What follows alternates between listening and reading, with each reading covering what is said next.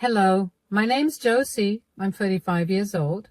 My life has been nothing short of a roller coaster, and I've not enjoyed the entire trip. I recently happened to run into my ex-husband, and I got revenge on him. Let me start by telling you about my ex-husband, Mike. Mike and I met at college. It was pretty much love at first sight for us. We dated throughout college, and we knew that we wanted to be with each other for a long time. So even though I had moved away from my home state to go to college and had planned to go back, I stayed in the same state as my college to remain with Mike. My parents were not really happy with that, but they respected my decision. They did tell me that they would not help me if I fell on hard times, and I accepted that condition. After we graduated, I moved in with Mike. Everything was going great except for one thing: Mike's mother, Laverne. Laverne hated me from the get-go. She made that very clear from the very first time I met her. She was rude and dismissive of me. She kept telling me that her son deserved better, and on many occasions tried to set Mike up with her friends' daughters. Mike never really said anything to his mother, and whenever I confronted him about it, he would tell me that's just how his mother was. She single-handedly raised him, so she was very overprotective of him. She had a tendency to be overcritical of everyone he brought home, and I was no exception to that. Of course, it hurt me a lot because Laverne was always overly mean to me. I couldn't even get out of a meeting with her because if I tried, Mike would get angry with me. He'd tell me that I was being too sensitive and that I was not allowed to disrespect his mother that way. Of course, he'd also tell Laverne about things that went on between us, so that only made her hate me more. Every fight we had, he'd go running to her to complain about me. After Mike and I made up and forgot about the fight, Laverne would bring it up again and use it to put me down further. Mike would side with his mom and essentially rehash the fight all over again. By this point, we had been dating for 5 years, and I was in a place that was completely foreign to me because Mike had been very controlling about who I got to hang out with. I hadn't made any friends in the area, and Mike had demanded that I come back home directly from work. I never realized at that time that I was being abused emotionally and verbally. I wanted to leave, but I couldn't bring myself to be out there in the world alone. So when Mike proposed to me, I reluctantly said yes. We had a big fancy wedding, but I was not happy about it at all. I wanted to cry, but I felt so alone because my family had no idea about what I was going through, and I felt like they would not help me out, even if they knew. Within a year of being married, I got pregnant. Mike was ecstatic about the pregnancy, but I wasn't. I dreaded bringing a child into our relationship, but I'd always wanted a child, so I let it be. The pregnancy was not easy on me at all. I had to quit my job and I had to rest a lot. The only times I went out of the house were to do a little grocery shopping or to walk around in the park. I spent a lot of time on my phone, scrolling through social media or just watching some shows. It was mind-numbing to constantly be at home. But I did whatever I could to make sure that my baby grew safe and healthy. About 6 months into my pregnancy, I began to notice that Mike was behaving differently. He became very quiet and withdrawn. I also noticed that he began spending even more time with his mother and would oftentimes stay the night at her place. He then also invited her to live with us until I gave birth without asking me. Surprisingly, Laverne was not as mean as she'd always been, but she never stopped throwing insults at me whenever she could. I tried to talk to him about it many times, but he'd always shoot me down. This continued for a month until I'd had enough. I cornered him one day while he was reading a book in the living room and told him we needed to talk. "Mike, sweetie, we need to talk." "What do you mean? There's nothing to talk about." "Yes, there is. Something's been bothering you. Just tell me about it." I don't know if I want to talk about it right now. I'm still trying to figure out what to do because every time I think about it, I feel an ungodly amount of rage. Okay, maybe that's all the more reason for you to tell me about it. Fine then. I know you cheated on me, Josie. What? The baby isn't mine. I can feel it. There's no way that's my kid. What are you talking about? That's ridiculous. How can you just say that? Oh, come on. Don't act all innocent. You've been acting weird. You stay out too long when you go shopping. You're always on your phone, and now you're pregnant. It's too convenient. You're being crazy. I've always been faithful to you. This baby is yours. Just because I spend a little extra time outside on my phone doesn't mean I'm cheating on you. Yeah, right. I've seen the way you talk to that guy at the grocery store, always smiling at him. I bet he's the father. Smiling? Mike, he's the cashier. I'm just being polite. If smiling and being kind were considered cheating, then everybody in the world would be unfaithful.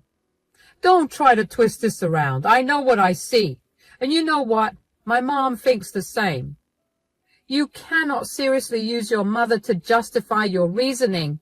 You know she doesn't like me. What's all this about? What's going on?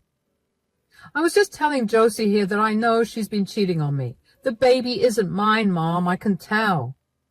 Oh, I knew it. I always had a feeling about her. She never respected this family. Laverne, you can't be serious. I've always been loyal to Mike and this family. Loyal? Ha, that's a joke.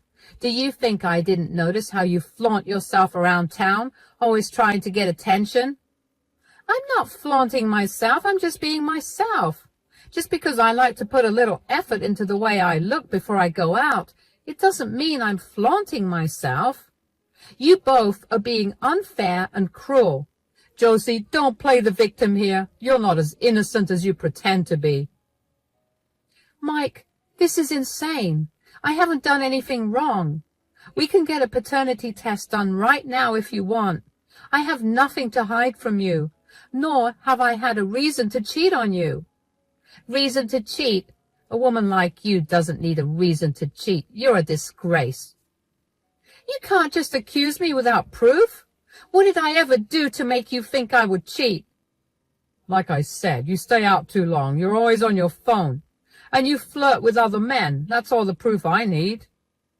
That's not proof. That's paranoia. I'm not cheating on you. You need to trust me. Trust you? How can anyone trust a woman like you? Mike deserves better. Laverne, I have never given you or Mike any reason not to trust me. This baby is Mike's, and I won't let you two bully me into thinking otherwise. I'm not going to raise someone else's kid, Josie. So you have two choices, abort it or leave my house. How can you say that? How can you be so heartless? Oh, stop with the drama. Mike gave you a choice. Either abort it or leave us alone. I can't believe you both. After everything you think so little of me? But fine, if that's how it is, I'll leave. But just know, Mike, you're making a huge mistake. The only mistake I made was trusting you. Get out and take that baby with you. You'll regret this, I promise you that. Just leave already. Good riddance. I went up to our room with tears running down my face. I could not believe that Mike thought so low of me. I had never once even thought of cheating on him. Was I miserable in the relationship? Of course. But did that mean that I wanted to cheat on him? Absolutely not. If there's one thing I hate, it's cheaters. That was something I made very clear to Mike from the start of our relationship. I knew that these thoughts were not his alone. I was sure that Laverne had slowly been feeding him those thoughts so that he could get rid of me, and he listened to her. The Mike I knew would never have asked me to abort our child. I packed all my bags and made my way to my car. Mike did not try to stop me. Instead, he simply told me to leave my keys by the door. I didn't have much money except for the little amount I had in my savings. I managed to find a woman's shelter, which is where I stayed for a while until it was time for me to give birth. My mother flew in to be by my side, and after I'd given birth, she asked me where Mike was. I broke down crying and told her everything that happened. She was shocked about it and was really angry with Mike. Even as a baby, it was very clear that the child I birthed was Mike's. I named our child Jake, and my mom promised to help me out. We compared living expenses in both states and realized that the state I was in was a lot more affordable. My mom pulled some strings and managed to get me a decent job, which I started working 3 months after I gave birth. My mom stayed with me for a year to help take care of Jake, and my dad would fly in every few weeks to make sure I was doing okay too. I was really lucky to have such supportive parents, and a part of me hated myself for not reaching out to them earlier. I also got served with divorce papers from Mike, and I didn't even bother contesting it. I made sure that Mike hadn't played around with the conditions and then signed the papers. He never called once to even see Jake or to check if Jake was his. Of course, I made sure not to put Mike's name down on Jake's birth certificate because I didn't want him trying to claim custody of Jake at any point in time. I should have also had him sign a waiver of his parental rights, but I did not think of that at the time. Anyway, over the next 10 years, a lot happened. I managed to get back on my feet and even found myself a better job than the one my mom got me. Jake and I were like a pair of best friends. There was absolutely nothing more he wanted to do than be around me and do things with me. I loved that we were so close. When Jake was about 2 years old, I met my current husband, Denzel. Denzel was a client of mine with whom my company had a big project to work on. We ended up spending a lot of time with each other, and we quickly realized that we had feelings for each other. We waited until the project was done before we started dating. I made it very clear to Denzel from the start that I came with Jake, and that I'd always choose Jake over him. Denzel was very understanding of that, and after dating for 6 months, I introduced him to Jake. The two of them got along really well. Jake fell in love with Denzel and began asking for him all the time. Denzel also loved Jake dearly, and every time he came over, he'd bring something for Jake, be it food, toys, or even clothes. He quickly took on a fatherly role, and it made my heart swell with even more love for him. Denzel and I only dated for 2 years, but we knew that we were it for each other. We had a small courthouse wedding, and we moved in together. Denzel was an amazing father to Jake, and when Jake turned 8, Denzel legally adopted Jake. Everything was going great, and I loved my new life. 2 years later, while at the mall with Denzel and Jake, I heard a familiar voice call out to me. I was alone with Jake, while Denzel had gone to the washroom. My stomach was heavy with dread as I turned around. "Josie, is that really you?" "Mike, what are you doing here?" I didn't expect to see you. And who's this young man with you?" "This is Jake, my son." "Your son? But he looks just like me." "That's because he is yours, Mike. Do you remember accusing me of infidelity when I was pregnant and telling me to leave? Funny how things turn out, isn't it?" "Oh, my God. What have I done? Josie, I owe you an apology. I was wrong about everything. I should have believed you when you said Jake was mine." "Do you seriously think an apology will fix everything that you put me through? You accuse me of things I'd never do, and also tried to force me to do something I could have never done." "I know. I'm truly sorry. I was scared, confused. I let my mother get into my head." "You knew how much your mother hated me, yet you listened to her. You knew how hard she tried to ruin my reputation on several occasions, and you still let her fill your head with garbage. I know, and I've come to realize how toxic that was of me to do. But seeing Jake now, I can't deny he's my son. That doesn't change what you did, nor does it take back all the mean things you and your mom said to me while we were together. I know, I've regretted it every single day since then." "Well, your regret doesn't change the past." Can I at least talk to him?" "Mommy, who is this man?" Jake, I'm your father. No, you're not. My daddy is right over there. Is everything okay here? Not really. This is my ex-husband, Mike. You know, the one who accused me of cheating on him and kicked me out of his house when I was 7 months pregnant. Daddy, this man is saying that he's my father. That's because I am. Josie, who is this man? I'm Josie's husband and Jake's father. Josie, you replaced me? She didn't replace anyone. I simply stepped up when you stepped out. You have no right to raise my son. How dare you try to replace me in his life?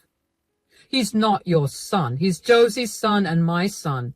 You don't get to be absent for 10 years of his life and suddenly try to claim your role as his father. Stay out of this, buddy. Did you help create Jake? That's what I thought. This is a conversation between me and Josie. Josie, please. I want to make things right. I want to be a part of Jake's life. I swear I'll do everything I can to make up for my mistake. You had your chance, Mike. You threw us away. Jake doesn't need you now. In fact, he never needed you to begin with. He has a good, loving family now, and I will not let you ruin things for him. Daddy, this strange man is scaring me. Oh, come on, please. I've changed. Let me be a part of his life. This isn't the time or place, Mike. You're scaring Jake. We're leaving. Mom, I want to go home. Jake, please. Don't you want to get to know your real father? Mom, make him go away. It's okay, sweetie. We're leaving now. Stay away from them, Mike. If you try anything to hurt them again, I will make your life miserable. Denzel grabbed both Jake's and my hands and led us out of the mall. I was shaken up and I could barely process what was going on. Our city was big enough for me to have not run into him, which is why I didn't for 10 years. What were the odds that he happened to be there the same day that I was there with Jake? If there was one thing I was sure of, it was that I never wanted Jake to meet Mike. I did my best to protect him, and I still failed. Jake was a crying mess because he could not believe that Denzel wasn't his dad. He hated Mike and made me promise him over and over again that I wouldn't let him be near Mike again. I promised him that I wouldn't. And the next few weeks, I felt very on edge. I kept wondering if I'd run into Mike again. But thankfully, I didn't. Unfortunately, there was something worse coming, and I should have been prepared for that. About a month after we met Mike at the mall, I received a letter in my mail. I had been summoned to court because Mike wanted to get custody of Jake. I felt my heart drop and dread fill my entire body. I must have looked really shocked because when Denzel walked into the room to see me holding those papers, he looked really concerned. What's wrong? Why do you look like you've seen a ghost? I got served with these papers. What's this? Apparently, Mike has filed for custody rights of Jake. What? He went 10 years without any contact whatsoever with us, but now that he saw that Jake looked just like him, he wants to be a part of his life. Okay, before I lay down a game plan for you, how do you feel about this? I mean, what else do I feel other than dread and anxiety? I do not want that man near my child at all. He does not get to be around Jake after trying to get me to abort him. I know, and I will make sure that doesn't happen. What do you mean? Right before we left the mall that time we saw him, I told him not to mess with you guys. Since he still went ahead and did this, I'm going to make his life miserable. How will you do that? My dad has a ton of connections, and that means that he's affiliated with a lot of great lawyers. I'll get you the strongest legal team to make sure that you have sole custody of Jake. There's no way I'm going to let that man near my family. That's really sweet of you, darling, but won't that be expensive? Knowing that you and Jake are safe and happy is priceless. So this small amount of money that will secure that future for you two doesn't matter. You're amazing. Did you know that? What did I do to deserve someone like you? You and Jake are incredible. You've been through so much and you still have it in you to smile every single day. That's something I would not be able to do if I was in your shoes. If anything, I'm the one that's lucky to have found you. Oh, shut up. Anyway, you have nothing to worry about. I'll make sure that nothing will come between our family, especially not that sleazebag Mike. You just need to find any and all evidence that you can of Mike's neglect, and if you can, his emotional abuse. Oh, I have stacks and stacks of that. I kind of had a feeling that this could happen, so I tried to maintain as many records as possible of Mike's absence and neglect of Jake. Then this will be over before you know it. That's a huge relief. Now, with that out of the way, for the time being, let's discuss what you want to have for dinner. Words cannot describe how lucky I was to have Denzel by my side. He instantly eased all my worries and anxieties and stood by my side just like he'd promised. The very next day, he contacted his lawyer friends, and they helped me build my case.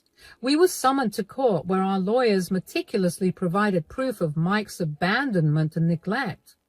Mike's lawyer kept trying to refute the proof, but with the huge amount of proof against him, Mike had nothing else to say. He tried to be emotional about his abandonment, but the judge wasn't having any of it. The trial continued for a long time, and I was beginning to get agitated. I couldn't understand why Mike was suddenly so interested in being Jake's father. Aside from that, I also knew that Mike losing the custody battle would not be enough to satisfy my need to teach him a lesson. So I got his family and friends involved. I created 2 separate groups, one for his family and the other for his friends. I knew that he must have been telling everyone lies, so I told them all the truth and even provided them with the same evidence I had shown in court. I wanted to ruin his life. Shortly after I did that, the judge ruled against Mike getting custody of Jake and even ordered him to pay child support, not only from then on, but also for the last few years that he didn't. Mike looked like a defeated man, while Denzel and I walked out feeling victorious. A few days after the verdict, I began getting phone calls from an unknown number. I had a feeling it was Mike, so I didn't pick up.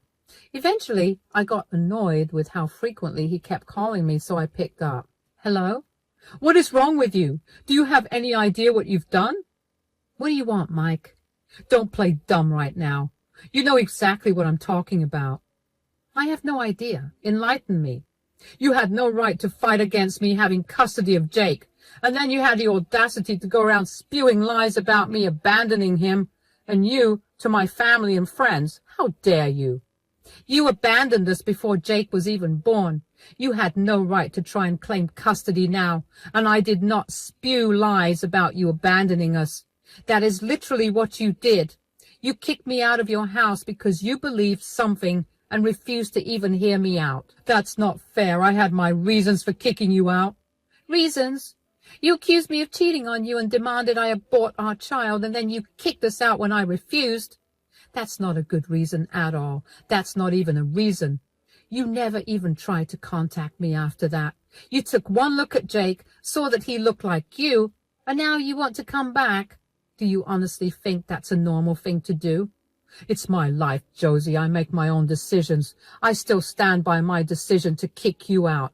I believed I was right then, and I still do. And now you have to face the consequences of those decisions. Remember when Denzel warned you not to mess with us? You should have listened. Denzel. Who cares about Denzel? I'll deal with him later. Right now, I want to talk about you exposing me to my family and friends. You need to tell them all that you were lying. I've lost everyone in my life because you couldn't hold your stupid tongue. You mean holding you accountable for your actions? You should be thanking me for showing everyone who you really are. Besides, isn't your mom always going to be on your side? Why isn't she speaking up for you? I remember her always butting her head into the conversations where she didn't belong. Stop being a jerk. My mother is doing her best to control the damage you've done, but even she's been shunned by our family. I've lost all of my friends because they think I was disgusting for what I did and for telling them lies about you. I literally work for one of my friends and I might lose my job. You've ruined my life. You had no right to involve them all in business that isn't theirs. You made it their business when you tried to fight for custody of Jake. You were warned about not messing with us, and since you did, everyone needs to see what a horrible person you are. You think you're so righteous, Josie, but I know that you still cheated on me. Just because Jake is my kid, it doesn't make you any better. Stop trying to make me look like a bad person when you're just as bad, if not worse, than me. I did nothing wrong. I never once cheated on you, and just because you keep telling yourself that I did doesn't make it the truth. Now, if you'll excuse me, I have better things to do than argue with you. You can't just hang up on me. Watch me. I couldn't help but feel satisfied that I managed to ruin Mike's life, even if it was just a little bit. I'd gotten a lot of calls and texts from his friends and family apologizing for not contacting me earlier. He'd been going around telling everyone that I cheated on him. And when he found out, I tried to manipulate him into raising a baby that wasn't his. His friends and family were not happy to hear about what he'd actually done, and his audacity to turn around and try to claim custody of Jake when he'd been absent for years. A lot of them stopped keeping contact with him. The friend he worked for decided that he no longer wanted to work with someone so vile. Aside from Mike being a horrible person, the friend also realized that Mike was not someone who could be trusted, and that was not a good characteristic for an employee. As soon as Mike got fired, I got a lot of texts from him blaming me for ruining his life. Not only did I get texts and calls from Mike, but I also got a lot of calls and texts from Laverne. She was very unhappy that I dragged her into everything. Her family, who had been supporting her financially for years, wanted nothing to do with her. She had to rely on Mike, but he too had lost his job. Both of them were going to suffer a lot, and that made me happy. I ignored their texts and calls, but I didn't block them, because they kept updating me about what had been happening with their lives, and I was too curious about it to block them. Eventually, though, they stopped updating me, and they were only insulting me, so I blocked them everywhere. A few months ago, I happened to hear from one of Mike's cousins that him and Laverne was struggling to get by. Mike hadn't found a good job yet, but was too stubborn to pick up any job because he wanted it to be in his field. They're running on food banks, and they may get evicted from Mike's apartment any time soon. I thought I'd feel a little guilty when I heard it, but I really didn't. I just felt satisfied that Mike and Laverne's bad deeds finally caught up to them in the worst way possible. As for Denzel, Jake and I, we're doing great. It took a while for Jake to come to terms with Denzel not being his real dad, but now that he understands it, he's beyond happy that he got lucky with the world's greatest daddy. Denzel and I are also doing great. I've never been happier, and I'm so glad that he had been there with me through the whole thing, because I knew that there was no way I could have gone through the whole thing without breaking down at least 20 times. Things have gone back to the way they've been for the last 10 years. The only difference is that I finally got closure from Mike, and I can now fully move on from the past. Thank you so much for listening.